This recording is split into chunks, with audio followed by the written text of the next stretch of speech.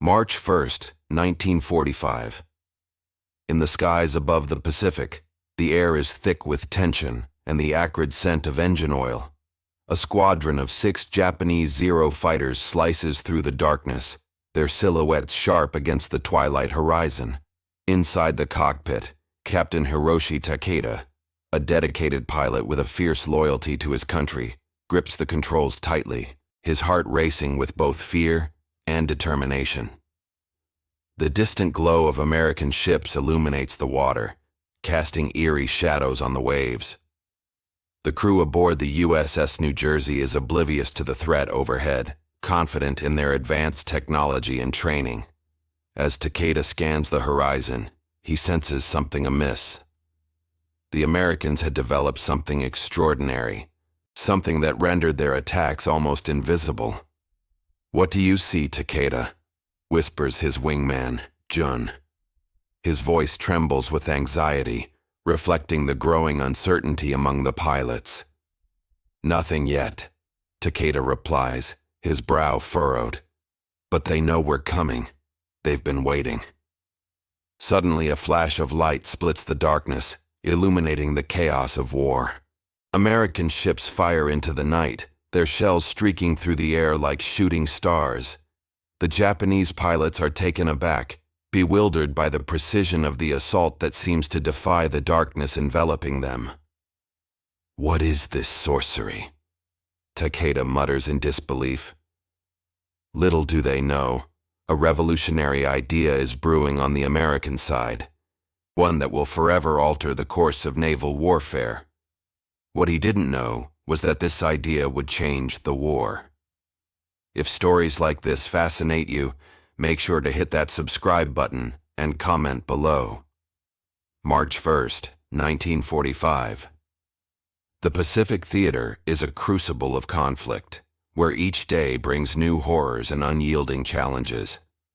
As the sun begins to dip below the horizon, the United States Navy remains engaged in a fierce struggle against the Imperial Japanese forces. The stakes are higher than ever, with both sides determined to secure dominance over the strategic waters of the Pacific.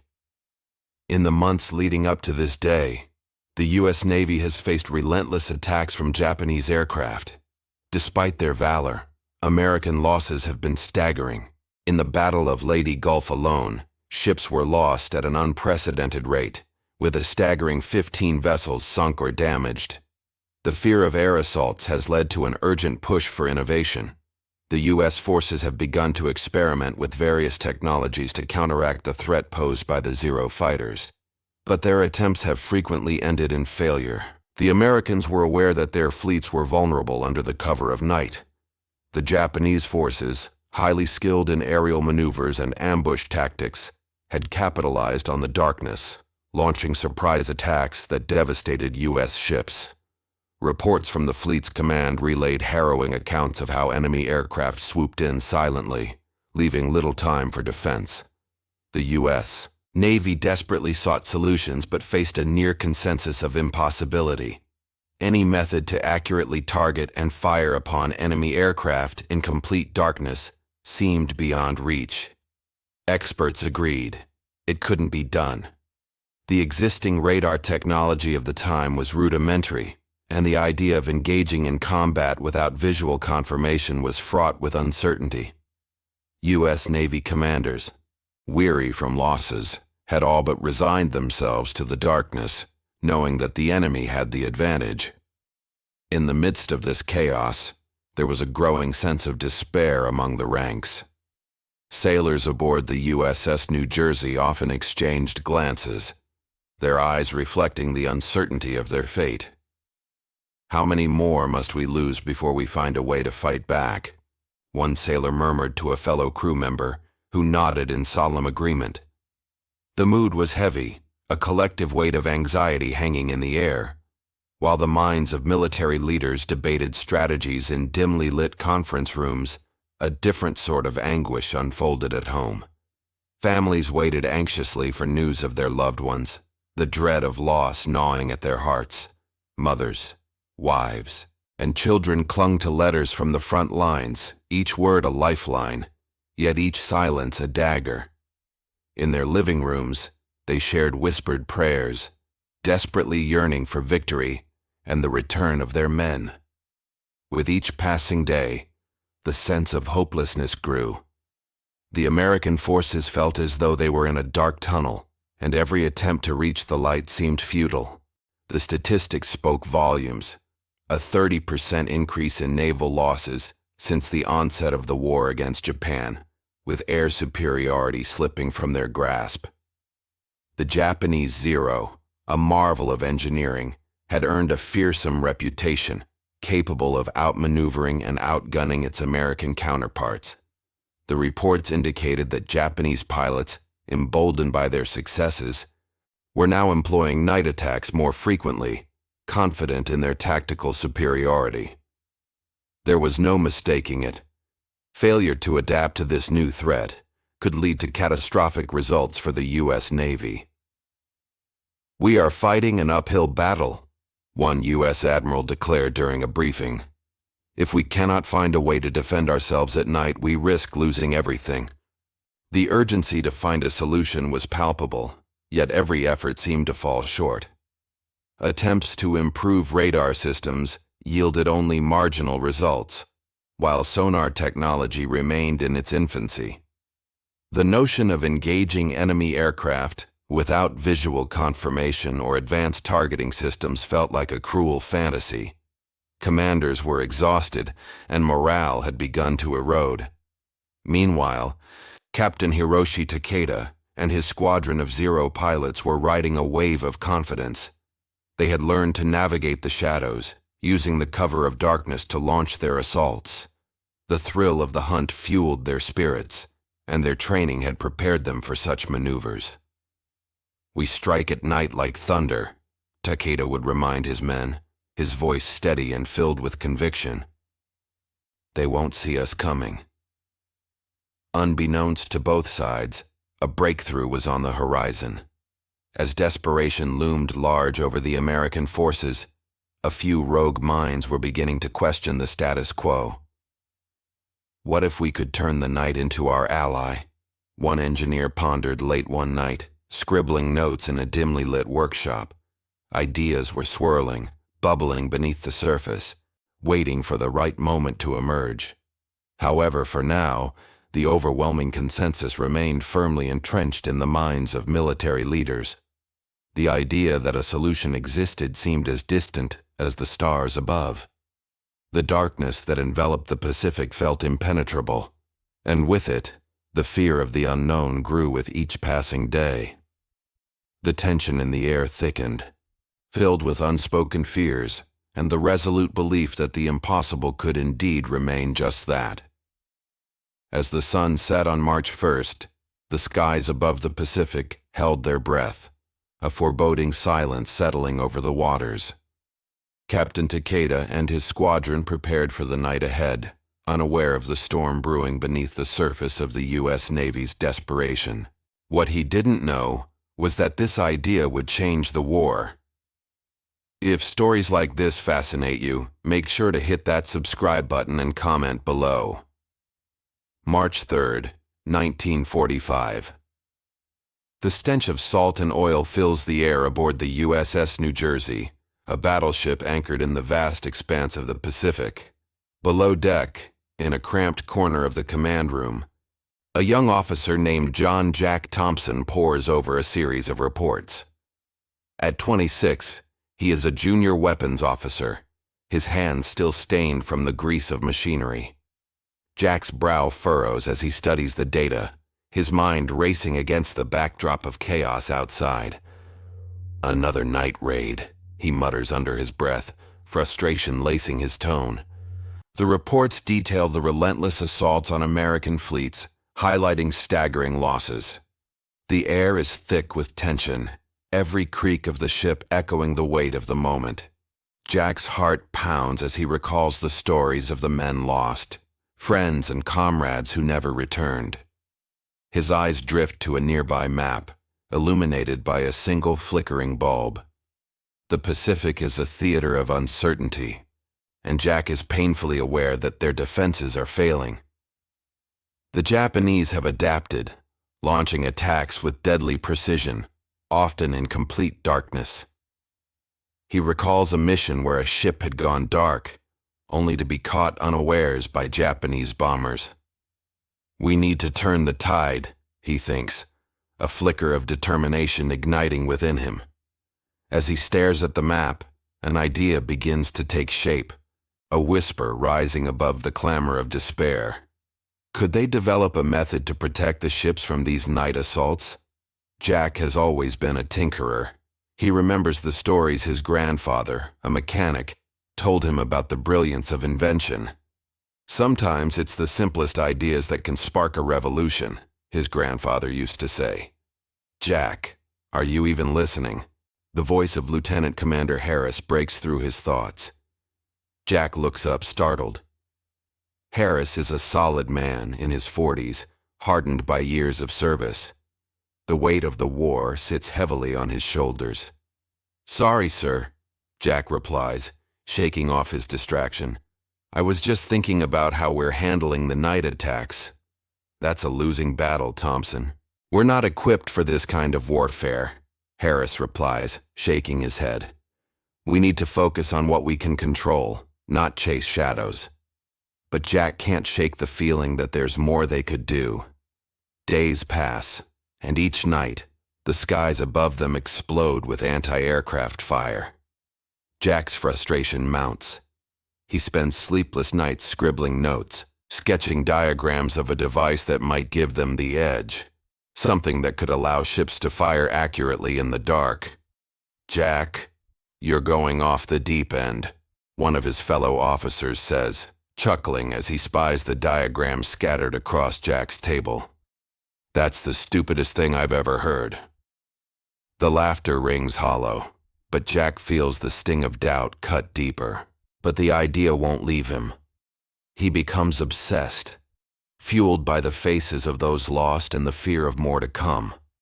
He envisions a system using infrared technology, which could help target enemies without the need for light.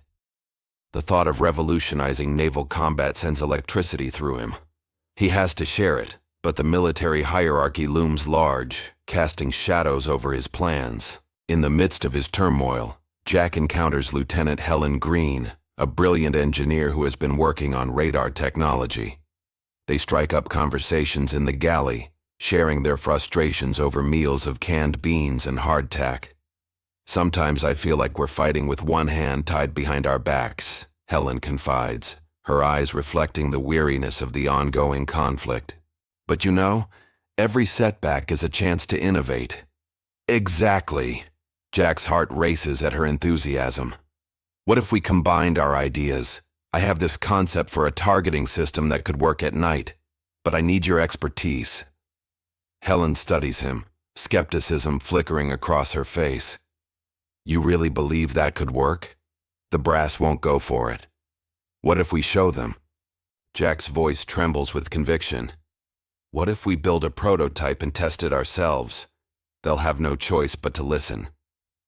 Jack feels the pulse of possibility, the thrill of the impossible igniting within him. Helen nods slowly, the spark of innovation igniting in her eyes. Okay, let's do it. But we need to be discreet. If they find out, we'll be pulled off the project faster than you can say court-martial. Their clandestine meetings become a ritual. Late at night, they convene in an abandoned storage room, filled with spare parts and discarded equipment.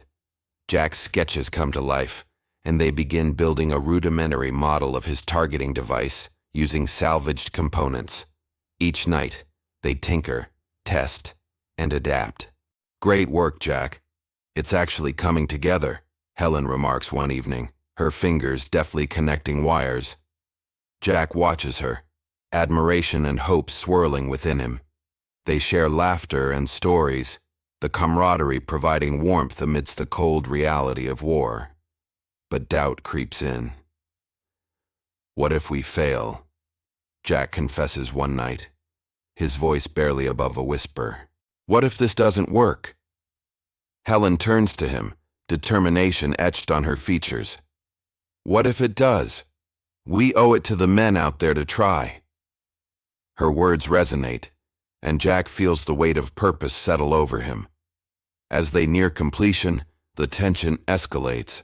The stakes are higher with each passing day, and Jack knows the risks they're taking. He can sense the fear among the men aboard, the uncertainty clawing at their resolve. "We're doing this for them," he reminds himself, steeling his nerves. Finally, the night arrives when they will test their creation, a moment tinged with anxiety and exhilaration. They sneak onto the deck under the cover of darkness, the ocean's waves crashing softly against the ship. A makeshift target floats in the distance, illuminated only by the faint glow of the moon. "Ready?" Helen whispers, her voice steady but laced with excitement. "Let's do it," Jack replies, his heart racing. They activate the device. A moment of silence hangs in the air, thick with anticipation. Jack holds his breath, praying for success. The contraption hums to life, and they take aim. The first shot fires, a blaring sound shattering the night. It hits the target with surprising accuracy. "I can't believe it," Jack exclaims, a rush of exhilaration coursing through him. Helen grins, her eyes alight with triumph. "We did it, Jack. We actually did it." But their celebration is cut short as the alarm sounds across the ship. An enemy aircraft has been spotted, and the threat looms large once more. The joy of their success morphs into urgency. "We need to show them," Jack declares. As the battle rages, Jack and Helen prepare to demonstrate their device to the command. This is our moment, Jack thinks, adrenaline surging through his veins. He knows they are on the brink of something extraordinary, a chance to change the course of the war. What he didn't know was that this idea would change the war. March 10th, 1945. The USS New Jersey, a fortress of steel and fire, rocked gently on the swells of the Pacific. Inside, the dim light flickered from the overhead bulbs, casting shadows on the faces of the crew who moved like phantoms in the tight quarters. Jack Thompson, eyes sharp and focused, stood before a makeshift whiteboard, filled with intricate diagrams and hastily scribbled notes. It was here that his revolutionary idea was born. "Jack, you can't be serious about this," muttered Ensign Carl Foster, leaning against the bulkhead, skepticism etched across his face. "You want to test this radar-guided firing system? It's never been done before, especially not at night." Jack's heart pounded in his chest. "Carl, this is our best shot. Look at the numbers. The Japanese are exploiting our weaknesses during night raids. We need to fight fire with fire." The two officers exchanged tense glances, the weight of the war pressing heavily on their shoulders. The air was thick with the scent of sweat and metal. Jack took a breath, his mind racing with possibilities. He needed support, and fast. Suddenly, the ship's loudspeaker crackled to life, interrupting his thoughts. "Attention, crew. All hands on deck for a briefing in the operations room." The urgency in the captain's voice sparked an adrenaline rush within Jack. This was his moment. Gathering his notes, Jack made his way through the narrow corridors, each step echoing with determination. He entered the packed operations room, men and women of various ranks eyeing him with a mix of curiosity and skepticism. The captain stood at the front, his presence commanding respect. "Gentlemen," the captain began, "our intelligence indicates that the Japanese fleet plans another night attack. We need a new strategy." He paused, surveying the room. "I want ideas." Jack's heart raced as he stepped forward. "Sir, I have a proposal that could turn the tide in our favor. If we implement a radar-guided firing system, we can strike effectively in complete darkness." A murmur swept through the room. "Radar-guided?" the captain echoed, skepticism creeping into his voice. "Do we even have the technology for that?" "Yes, sir. It's unorthodox, I know, but we've been working on the mechanics. We could have it operational by tonight. Jack, that's the stupidest thing I've ever heard, scoffed Commander Harris, a burly man with a reputation for traditional tactics. You're suggesting we gamble lives on a hunch. Jack felt the heat rising to his cheeks. Commander, with all due respect, our current strategy isn't working. We need to adapt to survive. The enemy won't wait for us to catch up. The captain rubbed his chin, deep in thought. You have 24 hours to prove this can work, Thompson. I'll authorize a test, but only if you can convince Commander Harris to assist you. Jack nodded, determination flooding his veins. I'll get it done, sir. As the meeting adjourned, Jack found himself alone with Commander Harris. You don't really believe in this, do you? Harris challenged, arms crossed. I believe it can save lives, Commander. We're outmatched at night. This is our only chance. Harris sighed, the lines on his face deepening. Fine, I'll help you. But you better be right. I'm not risking my men on a whim.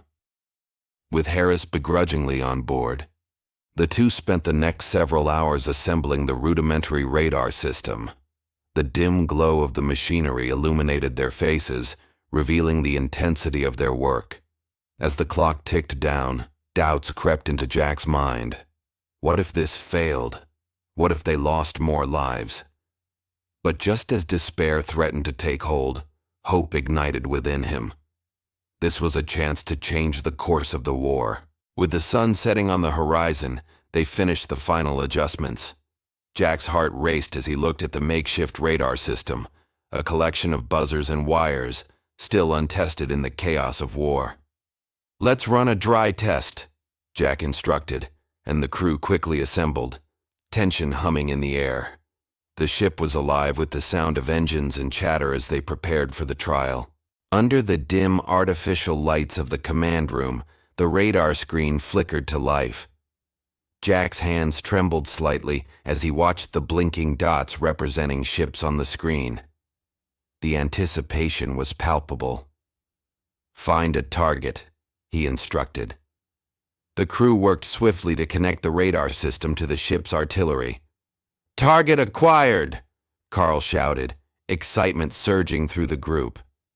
Let's see if this works, Jack said, tension tightening around his throat. He felt the weight of the moment, the hopes and fears of his crew resting on his shoulders. Fire!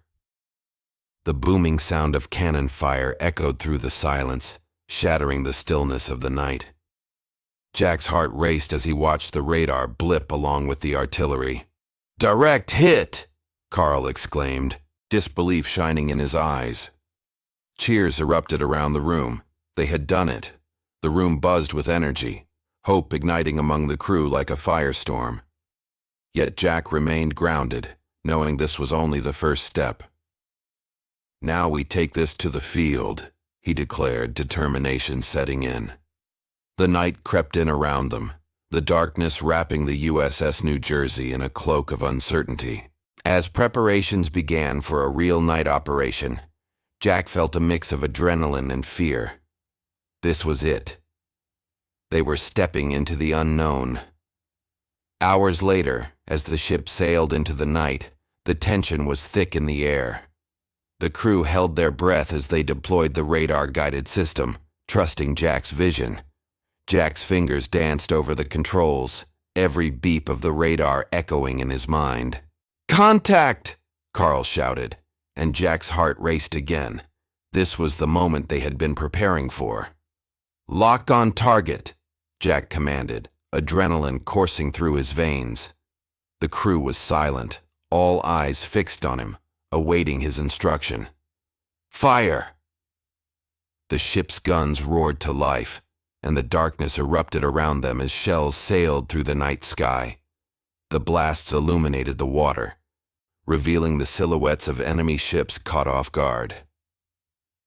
As explosions lit up the horizon, Jack felt a surge of emotion.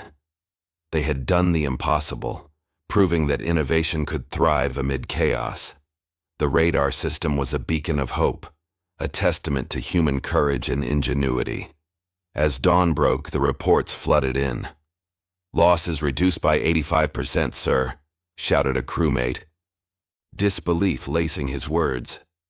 The crew erupted in cheers, their voices echoing across the water, mingling with the sound of the waves. Jack stood at the helm, watching the sunrise, a wave of triumph washing over him.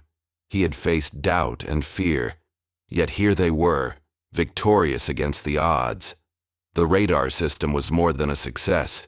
It was a new chapter in their fight for survival. "If you're hooked on this story, hit that subscribe button," Jack whispered to himself, the weight of their achievement sinking in. They had not only changed the course of the battle, but had ignited a spark of innovation destined to alter the fabric of warfare. The seas were unpredictable, but together they had forged a path into the unknown, proving that bravery and ingenuity could conquer even the darkest nights. March 22, 1945. Washington, D.C., a city shrouded in the tension of war. Outside the imposing walls of the Pentagon, the air is thick with urgency. Inside, a meeting is convened, the room filled with high-ranking military officials and analysts, each face a mask of skepticism. Jack Thompson sits at the edge of the long, polished table, his heart pounding against his ribcage. Before him, a series of diagrams and charts lay spread out, depicting his revolutionary night-firing system designed to allow American ships to fire effectively in complete darkness. "Gentlemen," a stern general begins, glancing down at his notes, "we are here to discuss the feasibility of this proposal." His voice drips with condescension. Jack clears his throat, his hands trembling slightly. "With all due respect, sir, this system could change the tide of our operations against the Japanese fleet. Night raids have been devastating for us. We can't keep losing ships and men because of an inability to fire accurately in the dark." "Yet here we are," interjects another officer, arms crossed defiantly. "You want us to believe that you can make our ships fire in total darkness? That's the stupidest thing I've ever heard." Laughter ripples through the room, a wave of derision crashing over Jack. Undeterred, he stands taller, his voice rising above the murmurs. "I've run simulations. I've tested the equipment repeatedly. It works." His eyes lock onto the general's, a fierce determination fueling his fervor. "We can reduce our nighttime losses by up to 85%. The room falls silent, the weight of his claim hanging in the air like smoke. Jack can sense it, the shift. But then, the general shakes his head, eyes narrowed. "You're asking us to trust a junior officer's word over the consensus of seasoned experts. There's too much risk, too many unknowns." A knot tightens in Jack's stomach. "But what if we do nothing? The cost of inaction is greater than the risk of this proposal. We've lost so many men. Enough!" The general's voice booms, echoing off the walls. "We will not be swayed by brave but reckless proposals." He leans back, arms crossed, dismissing Jack with a wave. "Next item on the agenda."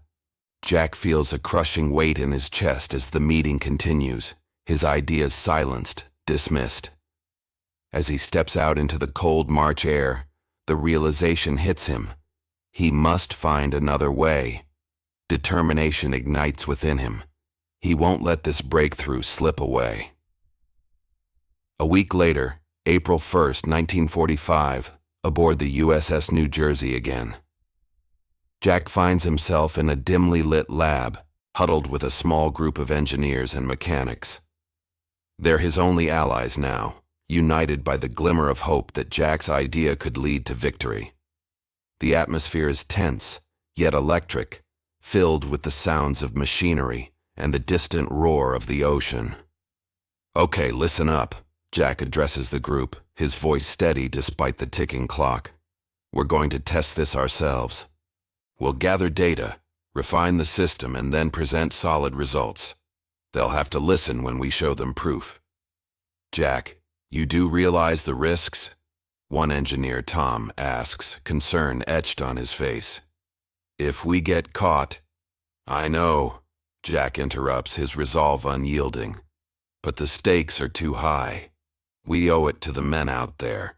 His gaze sweeps across their faces, fear mingled with admiration. Are you with me? A chorus of affirmations fills the room, and Jack feels a surge of energy. This is his team, and together they can defy the odds. Days turn into nights as they work tirelessly, the lab a flurry of activity. They modify the firing mechanism, integrate new targeting systems, and simulate conditions. Each failure chips away at their optimism, but Jack's unwavering spirit ignites sparks of determination in his team. On April 10th, the first test is set to commence. The tension hangs thick like fog around them as they gather on the deck under the cover of darkness. Jack's heart races as he oversees the setup. Remember, we test at 1,200 yards. Stay sharp, he instructs, the night alive with the echoes of the ocean. Ready? He asks, glancing at Tom. The engineer nods, a mix of anxiety and hope in his eyes. Fire! Jack commands, adrenaline pumping through his veins. The sound of metal clashing against metal reverberates, and for a heartbeat all is still. Then, in the pitch-black night, a blinding flash erupts. The cannon fires, the projectile hurtling into the dark sea with startling precision. Did it hit? Tom gasps, barely containing his excitement. Yes! Jack shouts, almost disbelieving. They scramble to check the data printed on the side monitors, and the results confirm it. A direct hit on the target buoy, a mile away. Cheers erupt on the deck, a tidal wave of relief and exhilaration. Jack's heart swells with pride. They've done it. But amidst the celebration, a nagging whisper gnaws at him. This is just the beginning. As dawn breaks, they gather the data, meticulously reviewing every detail. Jack knows they must act quickly. The next War Council is scheduled for April 15th, and he has to present these findings. If they can duplicate this success, he can convince the generals. On April 15th, the atmosphere is electric as Jack stands in front of the council again, this time with charts and statistical proof in hand. The same generals, the same skepticism, but now he holds their attention. Gentlemen, what I present today is not just a theory, it's proven. Our tests show an 85% success rate. We've effectively altered our night firing capabilities. The room is silent, eyes scanning the data, weighing the implications. A general shifts uncomfortably in his seat. But you're still a junior officer. I'm not just a junior officer. Jack interrupts, his voice steady. I am a junior officer who has proven that we can save lives. We can stop the bleeding of our fleet. Imagine the impact this can have on our naval operations. Finally, a stir of acknowledgement ripples through the room. The general sitting at the head of the table leans forward, intrigued despite himself. Very well. We will authorize a live-fire operation. If your findings hold true in combat, you will have our support. A wave of exhilaration washes over Jack. It's a small victory, but it's a step forward. He nods, determination etched on his face, knowing the real battle is yet to come. As the meeting concludes, Jack steps outside. The sun shines down, illuminating a new path before him. He's not just fighting for ideas anymore. He's fighting for lives, for the soldiers who depend on every decision he makes. In the weeks that follow, the USS New Jersey prepares for the live test. The stakes rise as they head into enemy waters on May 1st, 1945. The tension is palpable. Jack stands at the helm, heart racing as they engage in the operation. The calm of the sea contrasts sharply with the storm brewing within him. As the first shots are fired under the cover of darkness, the crew watches in awe as the cannonballs find their targets with remarkable accuracy. The enemy ships, caught off guard, scramble in confusion, their defenses failing against the unexpected onslaught. Reports flood in. Losses for the Japanese fleet are staggering. The data rolls in, losses reduced by 85%. Jack's heart soars with hope, but a shadow of doubt lingers. What if this is just a fluke, he wonders, the pressures of command weighing heavily on his shoulders. But as the dawn breaks and the smoke clears, the reality sets in. They've succeeded beyond imagination. The plan worked. They have changed the course of naval warfare. As Jack stands on the deck, watching the sun rise over the horizon, a sense of peace washes over him. They did it together, against all odds. This moment is not just a victory. It's a testament to courage, innovation, and the unwavering spirit of those who refuse to give up. The battle may be won, but the war continues. And Jack knows that real change requires relentless perseverance. The legacy of their innovation will ripple through the annals of military history, a reminder that when faced with adversity, it's the daring ideas that pave the way to triumph. Sometimes, he whispers to himself, the impossible is simply waiting for someone brave enough to try. April 10th, 1945. Pearl Harbor, Hawaii. The air is thick with tension as military officers gather in the dimly lit conference room of the Pacific Fleet headquarters. The walls, adorned with maps of the Pacific Theater, seem to close in, amplifying the unease. Jack Thompson stands at the front, flanked by charts and graphs detailing his innovative proposal for utilizing radar systems, a technology untested in the chaos of naval warfare. With this system we can fire accurately in complete darkness, Jack asserts, his voice steady, yet laced with urgency.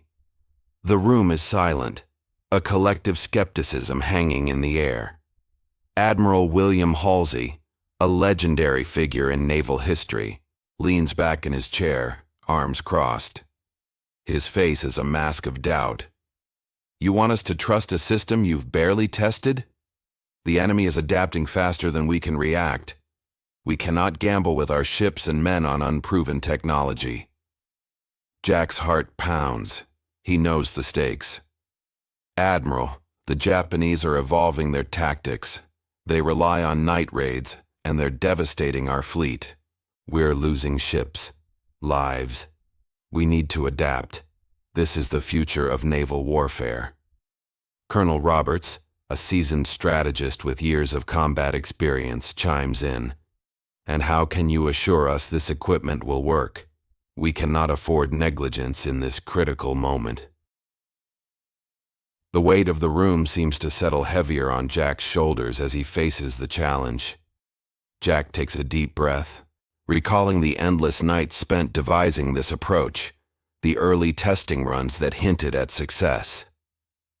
We've seen promising results in simulated conditions. We just need the opportunity to prove it in a real combat scenario, he implores. A ripple of whispers breaks out among the officers. The tension escalates, uncertainty gnawing at their resolve. Jack senses the walls closing in on him further. His mind races, reflecting on everything that has led him here, the failures, the losses, and the increasingly familiar fear of watching darkness swallow yet another friend at sea. I have no doubt that with proper execution, we can reduce our losses significantly. We can move from reactive to proactive.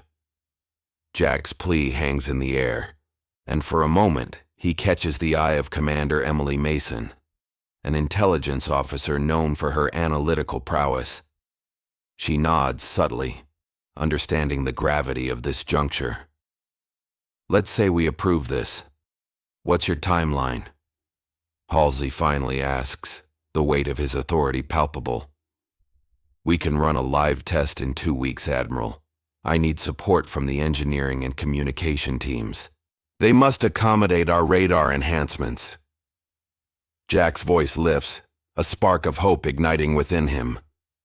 2 weeks? scoffs Colonel Roberts. And what if it fails? We can't risk another embarrassment on the battlefield. We've faced failures before, Colonel, Jack counters, determination seeping through his words. But if we do nothing, we're guaranteeing failure. This is our chance to turn the tide. After an agonizing silence, Halsey leans forward. You've got one chance, Thompson. Make it count.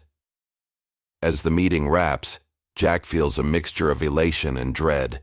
He has an opportunity, but the weight of responsibility feels crushing. The fate of lives rests upon his shoulders. April 24th, 1945. The USS New Jersey cuts through the waves, shadows of dusk creeping across the horizon. Jack stands on the deck, heart racing as he watches the crew scramble to prepare for the live test. The air is electric with anticipation, mingled with the scent of salt and diesel. At the command post, radar operators are at their stations, eyes glued to glowing screens. Stand by for test coordinates, Jack instructs, voice firm yet tremulous with adrenaline. He looks to Commander Mason, who stands beside him, her gaze steady and focused. Jack, this is it, she states, her tone imbued with both confidence and concern. Just remember, you've planned for this. Failure is not an option, he mutters, a mantra to calm his thoughts. As the radar screens flicker, a blip appears. Incoming, shouts an operator. The tension in the room spikes. Jack's pulse quickens. He glances at the crew, each face a portrait of determination mixed with fear. Engage the target, Jack commands. The crew springs into action, fingers dancing over buttons and levers. Now, fire! In the darkness, a flash of light erupts, illuminating the ocean surface as shells scream through the night air, meeting their target with brutal precision. Jack can hardly believe his eyes as the first shots land perfectly. Cheers erupt among the crew. Direct hit, an operator yells, elation breaking through the tension. Jack feels a surge of hope, unanticipated joy radiating through his core. They have done it. They've managed to strike in complete darkness. But as the adrenaline begins to fade, doubt creeps back in. Will this success be enough to convince the higher-ups? Will they finally validate his vision? The atmosphere at the Pacific Fleet headquarters is tense once more. Jack stands before another gathering of military leaders, reports in hand. This time, anticipation fills the air. Results from their tests have come in. Admiral, I'm proud to report that our radar-enhanced firing method reduced losses by 85% during night engagements, Jack states, pride balanced with fervent hope. The room stirs, murmurs of disbelief and curiosity swirling like a storm. We've also validated the operational effectiveness in various weather conditions, Jack continues, his voice steady. This isn't just a win for us. It's a game changer for the entire fleet. Halsey's expression softens, an almost imperceptible shift. What you've shown here today could save countless lives, Thompson. Your audacity to push boundaries has yielded results, he acknowledges, the weight of his words filling the room. Colonel Roberts shifts uncomfortably but finally concedes. Perhaps we underestimated the potential of your proposal, Officer Thompson. Jack takes a breath, tension dissipating. Validation is close, but a storm of emotions crashes over him. This isn't just about approval. It's about the lives they can save, the families spared from heartbreak. Thank you, sir, Jack replies, the gratitude flooding through his veins. But we need to implement this as standard procedure across the fleet immediately. The officers nod, the atmosphere lacking the previous skepticism. For the first time, Jack feels a sense of belonging, a realization that innovation is not merely born from credentials but from the courage to stand firm in belief. May 15, 1945. The battle rages on, But with Jack's innovations in place, the tides of war have shifted. The USS New Jersey stands as a beacon of hope, and Jack, once a mere junior officer, becomes recognized not just for his technical prowess, but for his unwavering belief in the unthinkable. In the quiet moments after battles, Jack reflects in the ship's galley, a journal resting on the table. Courage is often defined not by grand gestures but by the quiet resolve to fight for what is right, he writes, the weight of his experiences spilling onto the pages. As the sun sets over the horizon, a new dawn approaches. Jack understands that while he may not be in the spotlight, his legacy resonates through the lives saved and the futures paved by innovation. Innovation doesn't need credentials, it needs courage. What impossible ideas do you think could change the world? Comment below. May 15th, 1945. The Pacific Ocean stretches, endless and blue, yet the weight of history presses upon it. The USS New Jersey sails proudly, its hull a testament to the innovation that transformed naval warfare. Months after the harrowing night of the first successful test of Jack Thompson's nocturnal firing system, the battleship stands as a beacon of American resilience. Jack Thompson, now a commander, gazes at the horizon from the bridge, the bright sun illuminating the scars of conflict etched across the ocean. He reflects on the quiet moments before the storm. Each night, thousands of sailors relied on the dark to conceal them from enemy eyes. Yet it was also this darkness that had nearly cost them everything. Losses reduced by over 80%, he murmurs, glancing at the reports. The statistics echo in his mind, a stark reminder of the chaos that once reigned. The tactical advantage of firing in complete darkness had not only saved lives but had also turned the tide of the war. In the months that followed the successful test, America's naval strategies shifted dramatically. Warships, once vulnerable under the glow of moonlight, now prowled the seas like phantoms. Jack recalls the late-night discussions filled with skepticism. That's impossible, some had scoffed. Yet, what had seemed absurd soon became their lifeline. The legacy of that innovation rippled beyond the immediate victories. It penetrated the fabric of military doctrine, influencing tactics well into the future. As Jack shares stories with the crew, he emphasizes the importance of adaptability and the courage to challenge the status quo. Innovation doesn't require credentials, he insists. It requires the heart to confront the impossible. The camera captures the camaraderie aboard the ship, moments of laughter breaking through the tension of war. Sailors gathered in the mess hall, sharing tales of home, their faces illuminated by the flickering lights overhead. Jack's leadership fosters unity. He encourages each man to voice their ideas, no matter how outlandish. It's a stark contrast to the earlier days of doubt and ridicule. Yet, as the war draws on, Jack feels the weight of responsibility grow heavier. The shadows of those who did not return linger in his thoughts. The faces of comrades lost in the night raids haunt him, a constant reminder that their sacrifice was not in vain. I wish they could see this, he whispers one evening, alone on deck as waves crash against the hull. Despite the victories, the toll of war weighs heavily on every sailor. Jack meets with families of the fallen, his heart aching as he delivers the news of their loved ones. They were heroes, he assures them, each word a fragile tether to the hope they cling to. Their bravery paved the way for what we have now. As the conflict in the Pacific nears its end, Jack finds himself reflecting on the future. He dreams not of glory, but of peace. The battles, while necessary, have taken too much. He pens letters to the families of his fallen friends, hoping to provide solace amid their grief. Their legacy will not be forgotten, he writes, the ink flowing with the weight of his emotions. The war officially concludes on September 2, 1945, but Jack knows that the true fight lies ahead. Rebuilding, healing, and honoring those lost. He dedicates himself to sharing the lessons learned during the war, traveling to schools and military academies, recounting the tale of innovation born from desperation. In the darkest hours, he tells young cadets, "It is our courage that shines the brightest."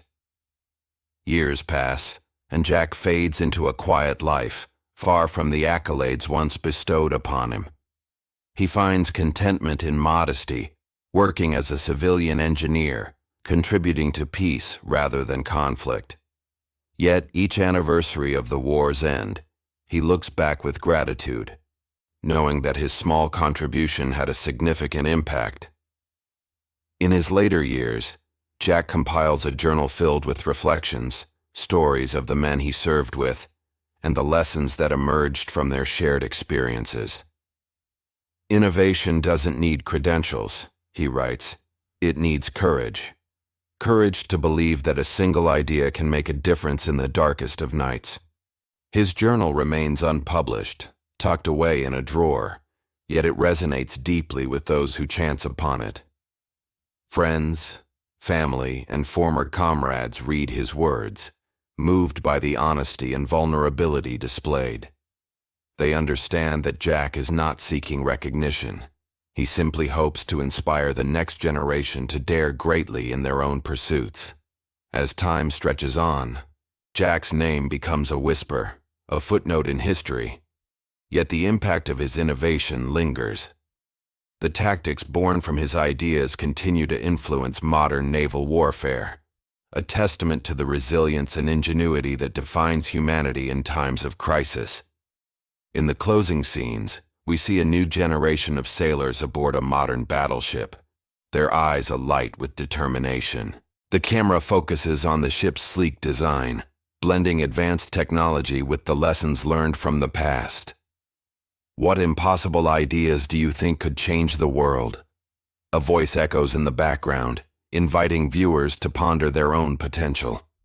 As the credits roll, a final message appears on screen. Innovation doesn't need credentials.